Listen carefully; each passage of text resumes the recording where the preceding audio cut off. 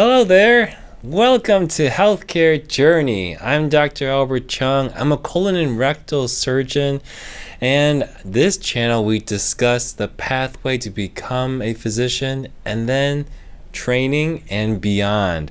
It's a pretty broad scope if you think about it, but I'm truly passionate about medical education and then educating people and guiding people about a career afterwards, because I'll tell you there's a lot there to be talked about, and it's not anywhere to be found on the internet, at least the truth anyway. So today's topic, I want to talk or continue discussion about getting into medical school. And the number one thing that everybody wants to know is, what are my chances of getting in? My grades aren't that good, so what can I do? Is it worth doing? Should I keep going with this or should I drop it? Can I make up for these scores or my grades, GPA, stuff like that? And I'll tell you that is a very, very significant question, and something that on the internet is not really talked about very well, in terms of a practical sense. People will say in general, well, if your grades aren't that good, you got to do other things, but it doesn't really say or give you guidance on what to do. And is that it? Just writing things on paper for your essay maybe, and then put it on your resume or the activities, and then you're in? Is that really it? And I'll tell you that's not enough. Okay, definitely not enough. You've got to, one thing I've been trying to emphasize is your application, your body, your face, your personality needs to come off the paper, okay? And with grades, you're already at a disadvantage, okay? Number one, a lot of medical schools and residency programs and etc. will always use standardized test scores as a screening tool. So if you're below a certain number, they're automatically going to throw your pile into a wait list, or they may throw you out completely.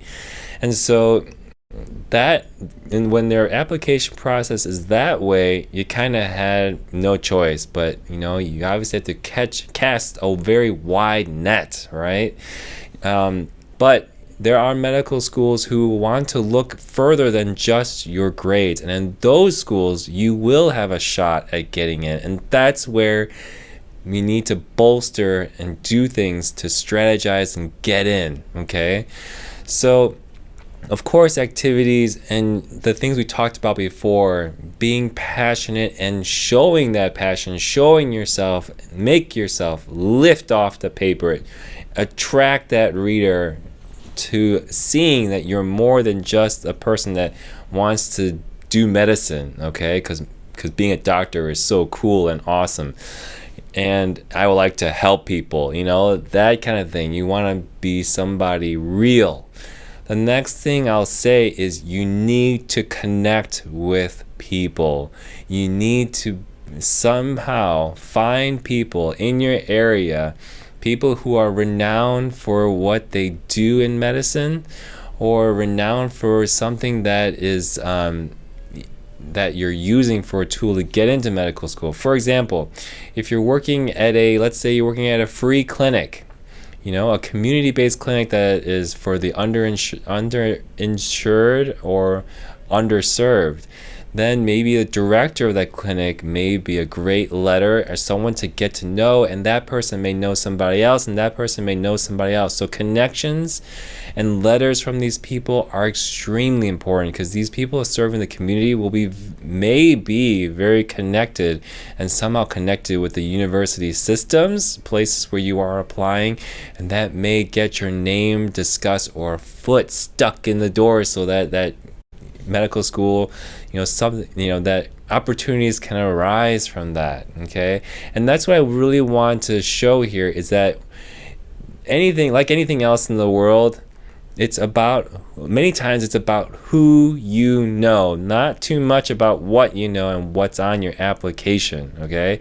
And that is very true in the business world, and people with connections, people knowing each other, people trusting each other's judgment.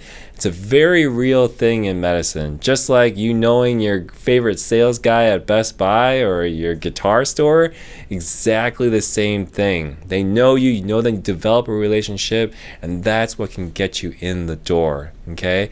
And so I challenge you to become more extroverted and truly opening your mouth and putting yourself out there so that you can have the opportunity to open yourself up to meeting more people, being more connected with the community, and therefore see how many opportunities where you can get your foot in the door, start to meet people, and eventually get to the point where your application is bolstered because prominent people can make phone calls for you. Prominent people can give you great opportunities than just the standard ones that people are exposed to.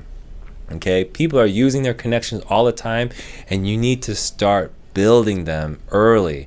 Like, for example, you're in college, you want to do research to bolster your application. Well, it's not enough to just stick to your own little corner and just do your experiment, do your study and then write some papers here and there. It helps, but get involved with the PI, get involved in committees, really put yourself out there. Let people hear your voice and get to know you, and that's where the power is, and that's my true point here.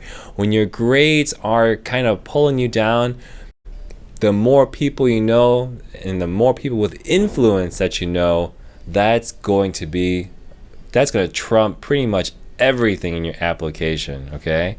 So I hope this video inspired you.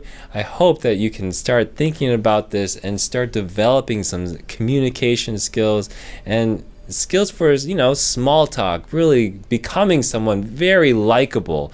That is extremely important in adult life for sure. Developing relationships, business, friendships, extremely important.